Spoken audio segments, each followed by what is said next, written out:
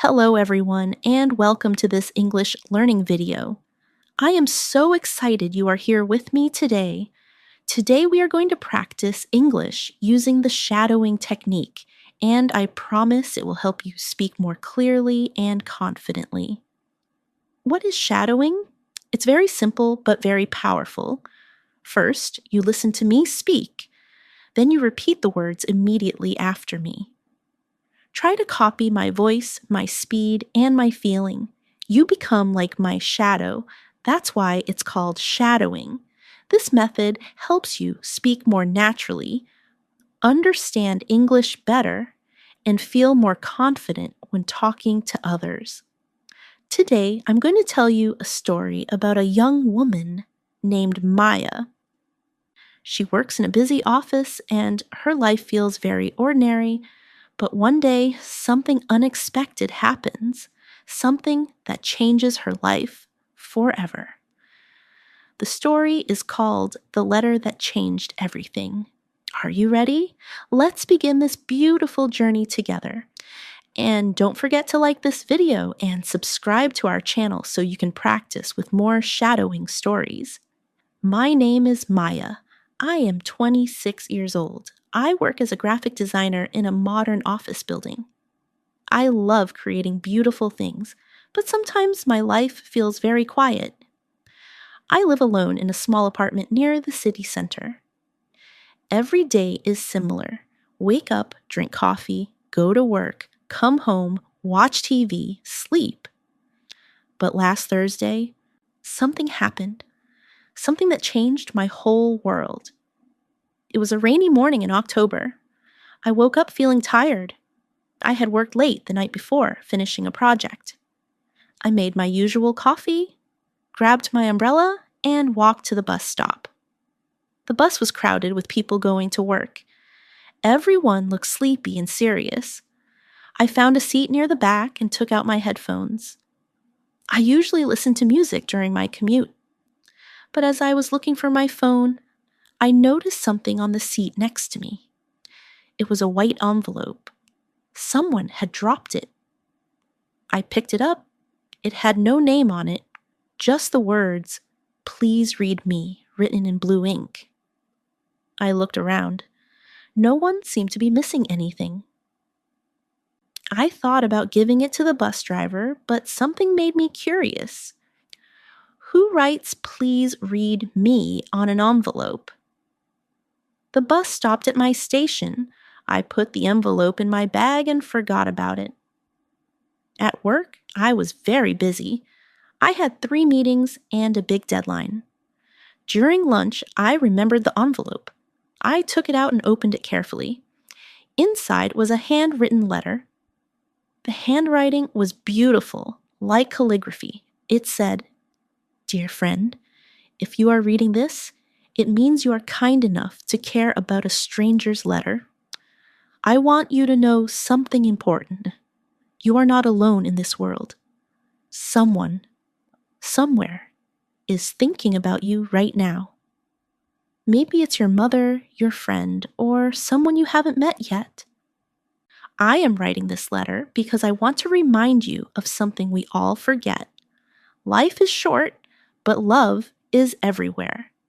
Today, I challenge you to do something different. Call someone you miss. Tell someone you love them. Smile at a stranger. Do something that makes your heart happy. If this letter made you smile, please write a letter to someone else. Pass on the kindness. The world needs more love, and it starts with people like you. With hope and friendship, a friend." I read the letter 3 times. My eyes filled with tears. It was so simple but so beautiful. I felt something warm in my heart. Who was this person? Why did they write this? I looked around my office. Everyone was busy typing, talking on phones, or staring at computers. No one was smiling, including me. When was the last time I had really smiled? I thought about the letter's challenge. Call someone you miss. Immediately, I thought of my grandmother. She lived in a small town 3 hours away. I used to visit her every month, but work had become so busy. I hadn't seen her in 4 months. I hadn't even called her in 2 weeks. I took out my phone and dialed her number. She answered after 2 rings. "Maya, my dear granddaughter, what a wonderful surprise." Her voice was so happy, so full of love. I felt tears in my eyes again. "Hi, Grandma. I was just thinking about you. How are you feeling?" "I'm good, sweetheart, but I miss you so much. When are you coming to visit?" I looked at my calendar. This weekend was free. "How about this Saturday? I can take the morning train and stay until Sunday." "Really? Oh, Maya, that would make me so happy. I'll make your favorite soup and cookies." After I hung up, I felt different, lighter, happier. The letter was right. That simple phone call had made my heart happy. But I didn't stop there. The letter had said to smile at a stranger. During my coffee break, I went to the small cafe downstairs. There was a new girl working there. She looked nervous and stressed. When I ordered my coffee, I smiled at her and said, "You're doing a great job. This is the best coffee I've had all week." Her whole face lit up. "Really? Thank you so much. It's my first week here, and I was so worried I was making mistakes." "Not at all," I said. "Keep smiling. You're going to be great." As I walked back to my office, I felt amazing. 2 simple actions. D calling my grandmother and encouraging the new girl D had changed my entire day. That evening, I couldn't stop thinking about the letter. I decided to accept the challenge completely. I would write a letter to someone else and pass on the kindness. But who? Then I remembered my coworker, Daniel. He always looked sad. He ate lunch alone every day and never joined our team conversations. Maybe he needed to know someone cared. I wrote him a note. "Dear Daniel, I don't know you very well, but I see you every day, and I want you to know that you matter. Your quiet kindness doesn't go unnoticed. Thank you for always holding the elevator door for others. Thank you for your patient help when the computer system crashes. Small kindnesses like yours make the office a better place. I hope you have a wonderful day. Your colleague, Maya." The next morning, I put the note on Daniel's desk before he arrived. I tried to act normal when he came in, but I watched him from the corner of my eye. When he found the note, he read it twice. Then he looked around the office with a small smile. For the first time since I'd known him, Daniel looked happy. At lunch, he came to my desk. "Maya, was that note from you?" I nodded, feeling a little embarrassed. "Thank you," he said quietly. "You don't know how much I needed to hear that. I've been having a difficult time lately. My mother is sick, and I've been feeling very alone. Your note reminded me that people notice, that people care. Thank you." We talked for 20 minutes. I learned that Daniel was actually very funny and very kind. He had been quiet because he was worried about his mother, not because he was unfriendly. From that day, we became good friends. On Saturday, I visited my grandmother as promised. She was waiting at the train station with the biggest smile. We spent 2 days cooking together, looking at old photos and talking about everything. She told me stories about when she was young. I told her about my work, my dreams, and my fears. "Maya," she said as I was leaving, "you seem different, happier. What changed?" I told her about the letter, about the phone call, about Daniel. She listened carefully, then nodded. "That's beautiful, darling. You know, kindness is like a circle. When you give it to someone, it comes back to you. But more importantly, it keeps going to other people. That letter didn't just change your day, It changed Daniel's day and my day and probably many other days you don't even know about. On the train home, I thought about her words. She was right. The letter had started something bigger than I had imagined. When I got back to my apartment, I found an envelope under my door. It looked familiar. White paper, blue ink. I opened it quickly. It was from Daniel. Dear Maya, your note last week gave me courage to write to my mother's doctor and ask for second opinion. Today we got good news. Her condition is treatable and she's going to be okay. I also called my sister, who I hadn't talked to in 6 months because of a silly argument.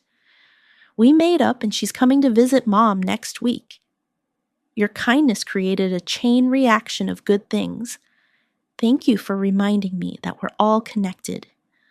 I'm writing 3 letters tonight to pass on the kindness. With gratitude, Daniel. I cried happy tears as I read his letter. The mysterious person who had left the first letter was right. Kindness really did create more kindness. 3 months later, our office felt completely different. People smiled more. We had started a kindness board where anyone could leave encouraging notes for their coworkers. Daniel had become one of my closest friends. I visited my grandmother every month, and the best part? I kept finding letters, not just the ones I wrote, but new ones from other people. The chain of kindness had grown beyond anything I could have imagined. I never found out who wrote the first letter, but I realized it didn't matter. That person had planted a seed of kindness, and it had grown into a beautiful garden. Sometimes I think about that rainy October morning when I found the envelope on the bus. What if I had ignored it? What if I had just thrown it away? My life would be completely different. One letter.